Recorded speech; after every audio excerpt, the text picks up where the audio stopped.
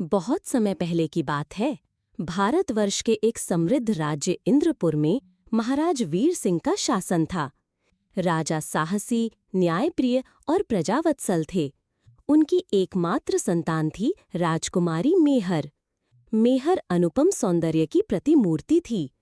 उसकी बड़ी बड़ी आंखों में करुणा थी, उसके शब्दों में अपनापन और उसके हृदय में साहस।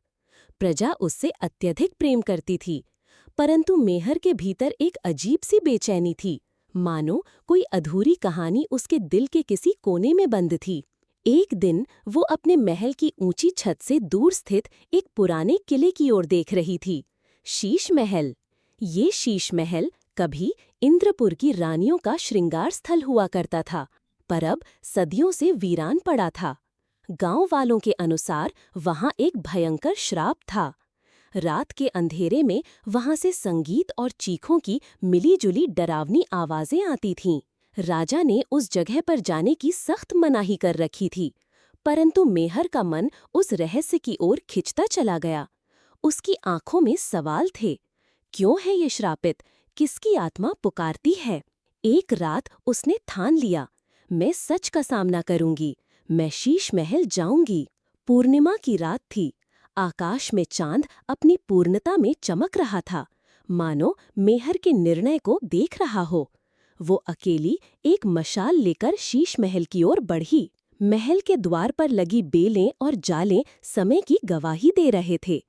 अंदर कदम रखते ही मेहर को लगा जैसे समय थम गया हो। दीवारों पर लगे शीशे अब भी चमकते थे, पर उनमें एक सिहरन थी, जैसे किसी की आंखें उन्हें देख रही हों। जैसे ही उसने मुख्य कक्ष का भारी दरवाजा खोला, सामने एक भव्य और पुराना आईना दिखा। अचानक उस आईने से एक धीमी पर स्पष्ट आवाज आई, राजकुमारी मेहर, क्या तुम मुझे मुक्ति देने आई हो? मेहर सन रह गई। आवाज किसी स्त्री की थी, कोमल पर वेदना से भरी हुई। उस आईने में धीरे धीरे एक रूप उभरा, एक सुंदर पर उदास आत्मा, राजकुमारी अनाया। उसकी आंखों में पीड़ा और आशा दोनों थीं। अनाया ने बताया, मैं 300 वर्षों से इस महल में बंद हूँ। मुझे जिंदा जला दिया गया था, अपने सच्चे प्रेम सेनापति राघव के साथ। वो प्रेम जो मेरी ही बहन को स्वीकार नहीं था। मेरे अंतिम शब्द थे, हमें जुदा मत करना। तब से हर पूर्णिमा की रात मैं इस महल में जागती हूँ, इंतजार करती हूँ, कोई मेरे अधूरे प्रेम की कहानी पूरी करे। मेहर उस आत्मा की पीड़ा से हिल गई।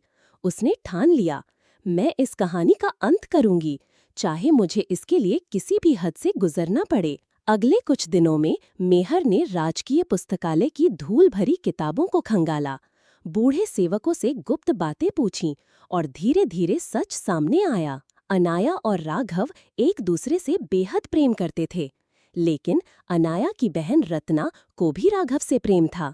जब राघव ने अनाया को चुना, रत्ना ने धोखे से दोनों को काले जादू का दोषी ठहराकर शीश महल में जीवित जला दिया। श्राप तभी टूट सकता था जब कोई निष्कलंक आत्मा बिना किसी स्वार्थ के उनके प्रेम की पुनः स्थापना कर सके। मेहर जानती थी, ये आसान नहीं होगा। आत्माओं को शांत करने के लिए एक सच्चा बलिदान देना होगा, अपने प्राणों का नहीं, अपने अहम का। अगली पूर्णिमा की रात मेहर फिर शीश महल पहुंची। इस बार उसके हाथ में कोई मशाल नहीं थी, बस एक दीपक, प्रेम का प्रतीक। उसने दोनों आत्माओं का आवाहन किया। धीरे धीरे राघव की आत्मा भी प्रकट हुई। जैसे ही अनाया और राघव आमने सामने आए, हवा में संगीत गूंजने लगा, वही अधूरा संगीत जो सदियों से महल में कैद था। जैसे ही दीपक की लौ अनाया और राघव की आत्माओं के मिलन के पास पहुंची, महल रोशनी से भर गया। एक अद्भुत तेज फैला, शीशे टनटनाने लगे, दीवारें कांपने लगीं। फिर अचानक सब शांत हो गया और मेहर वहीं जमीन पर गिर पड़ी अचेत। सवेरा हुआ, प्रजा और रक्षक शीश महल पहुंचे, परंतु अब वो शीश महल नहीं था, वो एक दिव्य मंदिर बन चुका था। मेहर बेहोशी से उठी, लेकिन उसकी आंखों में अब एक अलग ही प्रकाश था। वो पहले जैसी नहीं रही। उसमें अब उस प्रेम, बलिदान और सच्चाई की शक्ति समा गई थी। उस दिन से इंद्रपुर में एक नई कथा शुरू हुई।